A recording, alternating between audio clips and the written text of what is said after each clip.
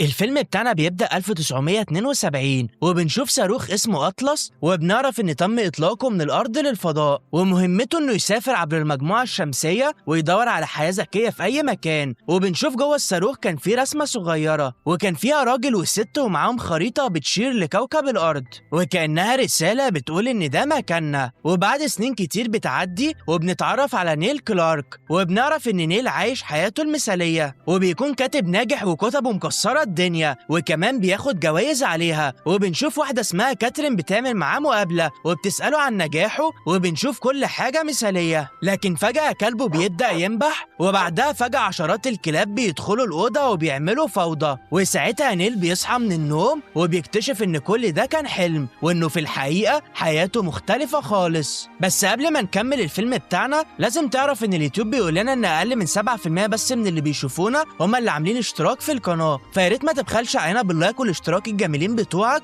وما تنساش تكتب لنا بتتفرج علينا من انهي بلد. وبعد كده بنشوف نيل وهو قاعد على مكتبه وكان بيحاول يكمل الكتاب بتاعه ولكنه نام وهو بيشتغل عليه، وساعتها حلم الحلم اللي شفناه. وبنعرف انه بقاله اكتر من سنة بيكتب الرواية ولسه ما خلصهاش. وفي اللحظة دي جرس الباب بيرن، ولما بيفتح بيلاقي جارته وكان شكلها متضايق جدا وبتقول له يسيطر على كلبه اللي اسمه دينيس، ولو ما بطلش النباح بتاعه هتاخد الكلب دوت وترميه بعيد. ونيل ما كانش عايزها تعمل كده، فبياخد دينيس وبيتمشى بيه، وهو ماشي بيقابل كاترين نفس الست اللي شافها في حلمه. وكاترين بتطلع ساكنة تحته وبتسأله بشكل عادي إذا كان خلص الرواية ولا لأ، ولكن بنشوف نيل بيتكسف شوية لأن الحقيقة إنه لسه ما خلصهاش، ورغم كل الوقت دوت لسه واقف في مكانه في الرواية، لكن برضه ما بيستسلمش وجواه إحساس كبير إن الرواية بتاعته هتنجح في يوم من الأيام. لكن طبعا لحد ما ده يحصل لازم يشتغل، فبيشتغل مدرس في مدرسة، وبنشوف حياته البسيطة والمملة نوعا ما. والجزء الوحيد الممتع في يومه هو الوقت اللي بيقضيه مع صاحبه المقرب وزميله في الشغل واللي بيكون اسمه راي. وفي نفس الوقت بعيد جدا في الفضاء وبعد رحلة طويلة بنشوف صاروخ أطلس بيقابل سفينة فضائية لكائنات غريبة، وبنعرف إن الرسالة اللي فيها الراجل والست ومكان الأرض بتوصل لكائنات شكلها غريب وغامض، والكائنات دي عندها مجموعة من حاجات جاية من كواكب مختلفة، والرسمة دي بتبقى جزء منها. وبنعرف إن الكائنات الفضائية فضوليين شوية وبيقرروا يشوفوا الأرض عن قرب ويعرفوا البشر هناك عايشين إزاي، لكن اللي بيشوفوه مش بيعجبهم خالص من وجهة نظرهم، وبيشوفوا إن البشر فوضويين وأنانيين ومش مميزين خالص زيهم. وبنشوفهم بيقرروا قرار قاسي، وهي إن الأرض دي لازم تتدمر، ولكن مش كلهم كانوا موافقين على القرار ده. وبنشوف واحد من أعضاء المجلس بيعترض وبيقول إن لازم البشر ياخدوا فرصة أخيرة عشان يثبتوا إنهم أحسن من كده. فالمجلس بيغير الخطة وبيقرر يعمل اختبار للبشرية، والاختبار ده بيكون لو البشر قدروا يثبتوا إنهم يستاهلوا يعيشوا هيسمحوا لهم إنهم يعيشوا، ولكن لو فشلوا في الاختبار هيدمروا الأرض ويمسحوها تماما. وبنشوف إن في نفس الوقت على الأرض كاترين بتمر بيوم سيء جدا، وبتكتشف إن الشركة اللي شغالة فيها طلعت نصب وكل حاجة كانت واثقة فيها طلعت كده. وكاترين بتكون مكسورة ومتضايقة وبتقف عند محل في طريقها للبيت وبتمسك برطمان مخلل وبتعيط. وفي اللحظة دي نيل بيشوفها وبيحس بيها وبيحاول يساعدها، وبنشوفه بيجيب مناديل وبيديها ليها علشان يواسيها، لكنها بتكون متضايقة جدا وبتتجاهله وبتمشي. ونيل بيفضل واقف حاسس بإحراج وعجز. وفي نفس الوقت في الفضاء المجلس بيجهز للاختبار، وحسب القوانين بتاعتهم بيختاروا عشوائي إنسان واحد يدوله قوة غير محدودة، والشخص ده بيقدر يعمل أي حاجة بمجرد ما يقولها. وبتكون الفكرة بسيطة إنه لو استخدم القوة بحكمة ده معناه إن البشر يقدروا يفرقوا بين الصح والغلط، ولكن لو فشل يبقى ما بيعرفوش يفرقوا، وساعتها هتبقى نهاية الأرض. والإنسان اللي اختاروه كان هو نيل. وبعدها على طول بنشوف نيل في يوم عادي وهو راكب عجلته وبيتخبط وفجأة بيقع، وفي نفس اللحظة دي بياخد القوة، ولكنه طبعا ما كانش يعرف ده لسه. وفي نفس الوقت كاترين قاعدة في كافيه مع صاحبتها روزي، وكانت متضايقة وبتشتكي من حبيبها السابق جراند اللي بنعرف انه كان متحكم وغيور زيادة عن اللزوم. فروزي بتقول لها انها ممكن تدي نيل فرصة، لكن كاترين بتقول لها ان نيل لطيف بس مش النوع اللي بيعجبها. وبنشوف تاني يوم في المدرسة وبيكون يوم نيل بيبدأ بشكل سيء، وبنلاقي المدير بيزعله علشان اتأخر تاني وبيقوله إنه ملوش لازمة، وكمان بيقوله إنه لو يقدر كان استبدله من زمان. وبنشوف نيل بيحس بإحباط وبيبص على الفصل بيلاقي الطلاب عاملين فوضى، وبدل ما بيشرح بيقعد يقرا جريدة عن سباق الخيل. وفي البريك بنشوف راي بيحاول يعزم واحدة اسمها دروسي على العشاء ولكنها بتتجاهله تماما. وبعد كده على الغدا بنشوف راي بيسأل نيل سؤال غريب، والسؤال انه لو كان عنده القدرة يعمل اي حاجة هيختار يعمل ايه. وبنشوف نيل اللي بيكون اصلا متضايق من فصله بيهزر وبيقول انا لو بايدي كنت خليت سفينة فضائية تيجي تدمر الفصل بتاعي. وفجأة صوت عالي ومخيف بيتسمع وبنشوف نيل بيجري لبره، واللي بيشوفه بيصدمه لان المدرسة اتهاجمت والفصل بتاعه اتدمر بالكامل. ونيل بيتصدم جدا وما كانش فاهم حاجة، وبيرجع البيت وهو لسه في حالة صدمة. لكن اول ما بيدخل الشقة بيلاقي دينيس عامل فوضى في كل حتة، وبيكون نيل متعصب وبيكلم الكلب وبيقول انا لو اقدر اخلي سفينة فضائية تدمر فصلي يبقى انت تقدر تنظف القرف ده بنفسك. وفجأة ده بيحصل فعلا، وبنشوف الزبالة بتتحرك لوحدها لحد الحمام وحتى بتشد السيفون بنفسها. وبنشوف ساعتها نيل بيتجمد في مكانه وبيتأكد ان في حاجة غلط، وعشان يتأكد اكتر انه مش بيتهيأله او بيحلم بيمسك زجاجة مشروب وبيشرب شوية، وبعدين بيقول للزجاجة ترجع تاني. وهنا فعلا الزجاجة بترجع زي ما كانت، وهنا بيبدأ يفهم ان اي حاجة بيقولها بتتحقق. وبنلاقيه بيجرب تاني وبيغير نوع المشروب، وفجأة الزجاجة بتنط وبتتدحرج بره البيت وبتنزل على السلم، وبنلاقي نيل بيجري وراها ولحد ما بيوصل بره عند محل قريب، وبنلاقي الزجاجة بتكسر الإزاز وبتشغل الإنذار والشرطة بتوصل. وهنا نيل بيحاول يهرب بس بيتمسك، بس لحسن الحظ دينيس بيساعده يهرب وبيستخبوا في شجر، لكن الشرطة بتلاقيهم هناك. فبسرعة نيل بيستخدم قوته وبيقول إنهم يرجعوا للبيت، وفجأة بيبقوا جوه البيت فعلا، وبنشوفه وهو في البيت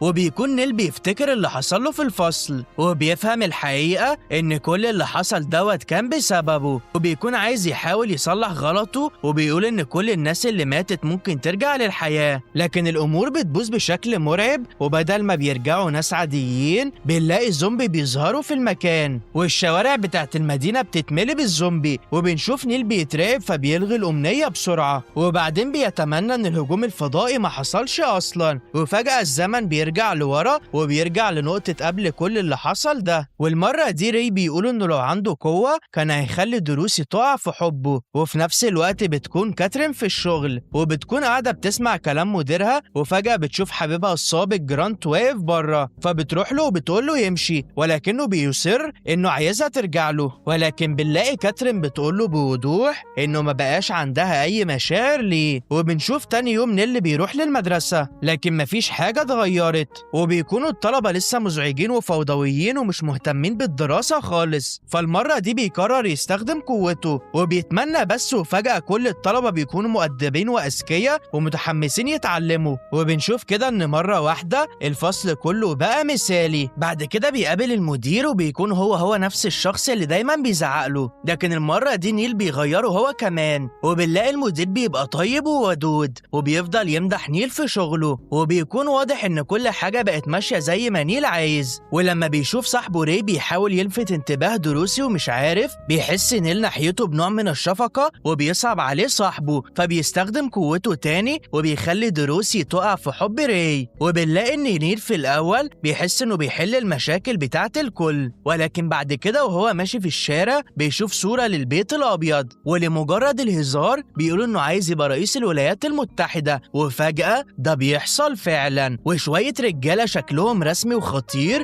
بيكونوا لابسين بدل بيمسكوا نيل وبيزقوه جوه العربية، وبتكون الدنيا حواليه مليانة فوضى. وبنشوف نيل بيحاول يهرب وبنلاقي العربية بتاعتهم بتخبط في شاحنة، ولحسن الحظ نيل بيعيش وبيكون مصدوم جدا، وبسرعة بيلغي الأمنية وبيرجع كل حاجة زي ما كانت. وفي نفس الليلة بنشوفه في البيت وبيكون نيل بيقرر يشوف كاترين اللي ساكنة تحته، ومن غير ما يفكر بيستخدم قوته وفجأة الأرضية بتختفي بيختفي وبيلاقي نفسه في شقتها، وبنلاقي كاترين بتترعب وبتفضل تصرخ، وهنا على طول نيل بيتوتر وبيكون مش عارف يقول ايه ومصدوم، وبسرعة بيخليها تنسى كل اللي حصل، وساعتها بيفهم ان السر ده كبير جدا وما ينفعش يفضل لوحده بس اللي عارف الموضوع، فبيقرر ان هو يحكي لصاحبه المقرب ري. وتاني يوم في المدرسة بنشوف نيل بياخد ري على المعمل وبيقوله انه يقدر يعمل اي حاجة، وعلشان يثبت له بيخلي هيكل عظمي يبدأ يتكلم، وكمان بيخليه ينط من الشباك، بس بنلاقي ان ري لسه مش مصدق وبيفتكرها خدعة سحرية، فبيتحداه وبيقول له يملى الأوضة كلها ورد، ونيل بيعمل كده فورا، وبرضه ري لسه متردد، لكن كل حاجة بتتغير لما المدير بيدخل شايل الهيكل العظمي وبيتكلم مع نيل بكل أدب. ساعتها ري أخيرا بيصدق الحقيقة، وبيكون أول فكرة بتيجي في دماغه إنهم يستخدموا القوة دي في المراهنات على سباق الخيل، ولكن لما بيكتشفوا إنهم ممكن يكسبوا كل مرة، ساعتها اللي شغالين على المراهنات ديت هيشكوا فيهم ويتخلصوا منهم، فبيسيبوا الفكرة دي وبيقرروا يشوفوا أي طريقة تانية يستخدموا بيها القوة. وفي نفس الوقت كاترين وهي خارجة من الشغل بيظهر حبيبها السابق جرانت التاني فجأة، وبيقول لها إن هو حجز في مطعم فخم عشان يقضوا الويكند سوا،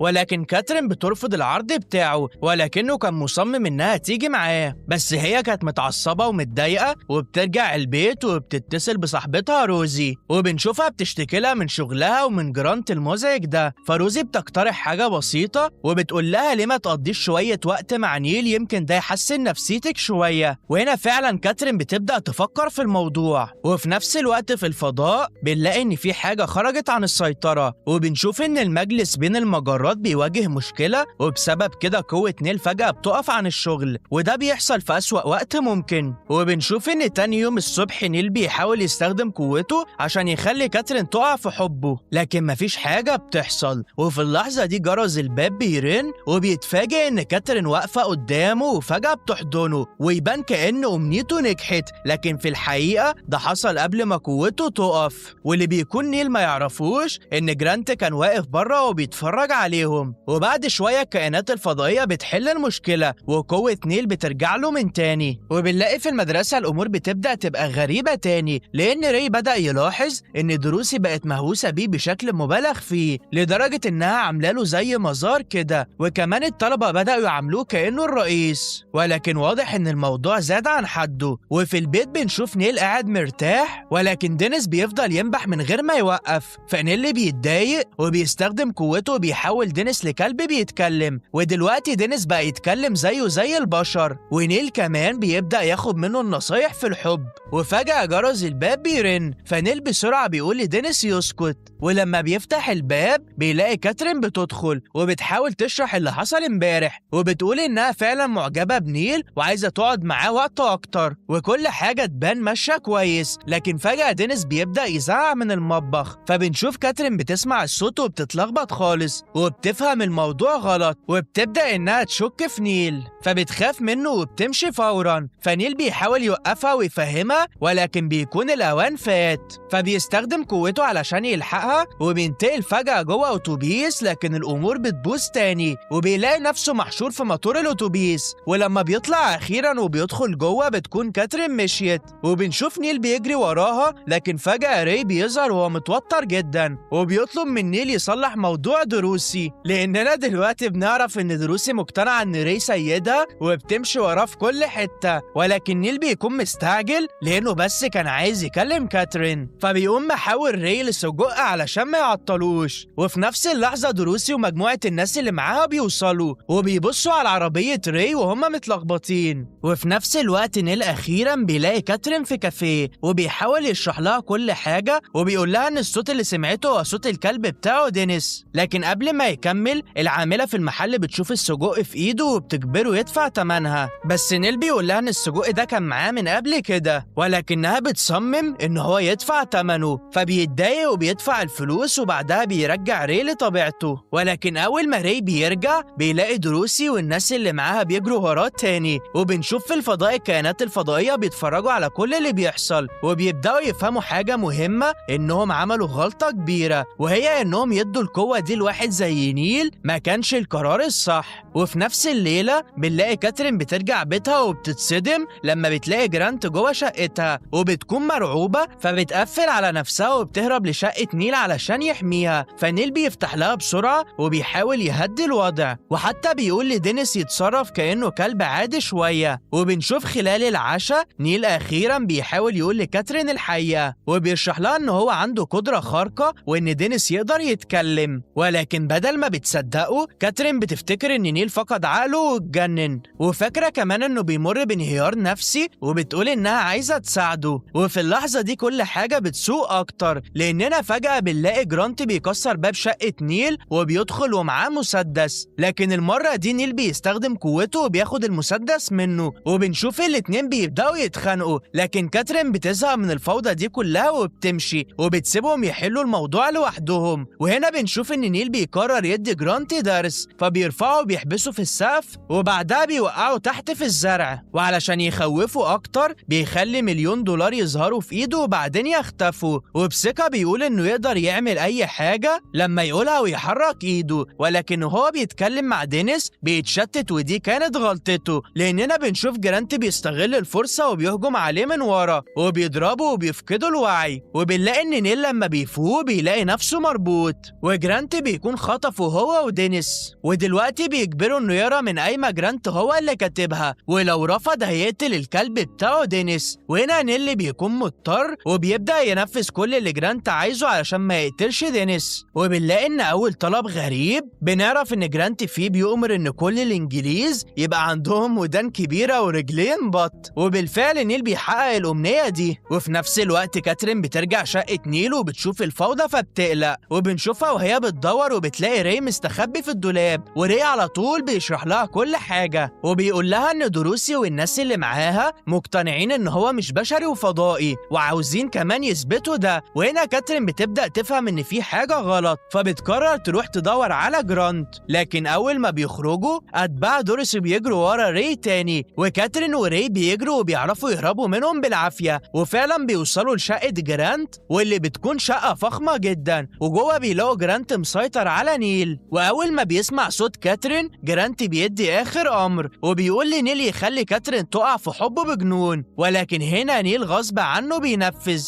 وفجأة كاترين بتجري على جرانت وبتبقى تحت سيطرته تماما. لكن في اللحظة دي نيل بيلاقي فرصة وبيفك دينيس بسرعة، وعلى طول بيحاول جرانت الكلب صغير، وده بيكسر التأثير عن كاترين، وكل حاجة بترجع طبيعية وكل أمنيات جرانت بتتلغي. وفجأة دوريس ومجموعتها بيوصلوا تاني وبيهجموا على ري، ونيل علشان يصلح الفوضى بيشيل التأثير من على دروسي وبيرجعها تكره ري زي الأول. وفي الآخر كل الناس المجانين دول بيمشوا، وبنلاقي إن كاترين بعد كل اللي حصل تعبت جدا، وبتطلب من ري يوصلها للبيت، وكمان بترفض تسمع أي حاجة منه وبتقوله إنها مش مسامحاه. والأيام بتعدي ونيل بيحاول يكلمها ولكن مفيش فايدة. وأخيرا لما بيقدر يكلمها بيكتشف إنها كانت بتحبه بجد، ومش هو اللي خلاها تحبه بقوته. ولكن كاترين بتكون زعلانة وبتحس إن هو كان متحكم في حياتها، وبتقوله إنها عمرها ما هتحب حد ياخد حريتها غصب عنها، وإن ده السبب أساسا اللي خلاها تكره جرانت. وبعدها بتسيبه وبتمشي، وبنلاقي نيل محطم تماما، وبيرجع البيت وبيكلم دينيس وبيقوله إن كمان ري مش عايز يكلمه بعد كل اللي حصل. والأول مرة نيل بيحس بالذنب بجد، وبيفهم إنه كان بيستخدم قوته لنفسه بس. فبنشوفه على طول بيقرر يتغير وبيبدأ يستخدم قوته علشان يساعد العالم والناس كلها. وبنشوفه بيبدأ يخلي كل الناس عندها أكل كفاية، وبيحاول كمان يوقف الحروب، وحتى بيحاول يصلح الاحتباس الحراري. وفي الأول الموضوع بيبان مثالي، لكن لما بيشغل التلفزيون الحقيقة بتصدمه، لأنه بيكتشف إن كل حاجة باظت تاني، والناس بدأت تاكل زيادة علشان الأكل بقى متوفر بلا حدود. وفي أماكن تانية الناس بقت سمينة جدا، وبدل السلام الدول بقت تحارب من غير سبب. ولما حاول يصلح المناخ الأرض اتجمدت زي العصر الجليدي، ودلوقتي العالم كله بقى في خطر كبير. وهنا نيل بيفهم إن حتى أفعاله الكويسة بتسبب مشاكل، فبيقرر يلغي كل حاجة، وبيكون حاسس إنه فشل تماما، وبيقرر إن هو ينهي حياته. وبنشوفه بينط من على كوبري، لكن دينيس بيجري وراه علشان ينقذه، وفي الآخر نيل هو اللي بينقذ دينيس من الغرق. وبنشوف إن في الفضاء بيكون المجلس بيتفرج على كل حاجة، وبيحاول يقرر إذا كان البشر يستاهلوا يعيشوا ولا لأ. ورغم ان نيل غلط كتير لكنه كمان صلح اغلب اخطائه، وبعد تفكير طويل بيقرروا انهم يدمروا الارض وبيبعتوا سفينة فضائية للمهمة دي. وفي الناحية التانية على الارض بيكون نيل بياخد قراره الاخير، وهو انه لو عايز يصلح كل حاجة بجد لازم يتخلى عن قوته، فبيدي كل قوته لدينيس لانه واثق فيه. ودلوقتي دينيس بقى عنده قوة غير محدودة، فدينيس بيقرر يدمر مصدر القوة دي للأبد، ومن غير ما يقصد بيدمر السفينة الفضائية اللي كانت جاية تدمر الأرض، وبكده بيقدر إنه ينقذ الكوكب كله. وبنلاقي تاني يوم نيل بيرجع لحياته الطبيعية تاني وبينام وهو بيكتب كتابه زي الأول، وبنشوفه لما بيصحى الصبح بيجري على كاترين وبيقول لها إنه تخلى عن قوته بقى إنسان عادي وخلاص مفيش سحر ولا تحكم تاني، وهيحاول على قد ما يقدر يحقق كل اللي نفسه فيه، ولكن المرة دي بعرق جبينه. والمرة دي كاترين بتصدقه، ولما نيل بيعزمها على العشاء أخيرا بتوافق. وبكده الفيلم بتاعنا بيخلص. كلمة بقى أخيرة ليك عزيزي المشاهد اللذيذ، احنا فعلا بنتعب عشان نقدم لك الفيديوهات دي، فياريت ما تبخلش علينا باللايك والاشتراك الجميلين بتوعك. وبنفكرك ان المتعة لسه ما خلصتش، لانك تقدر تتناقش في الفيلم عن طريق جروبنا في الفيس اللي هسيب لك اللينك بتاعه تحت، وكمان هسيب لك لينك صفحة الفيسبوك بتاعتنا، فما تنساش ان انت تشترك فيها. وبس كده ونشوفكم على خير، سلام.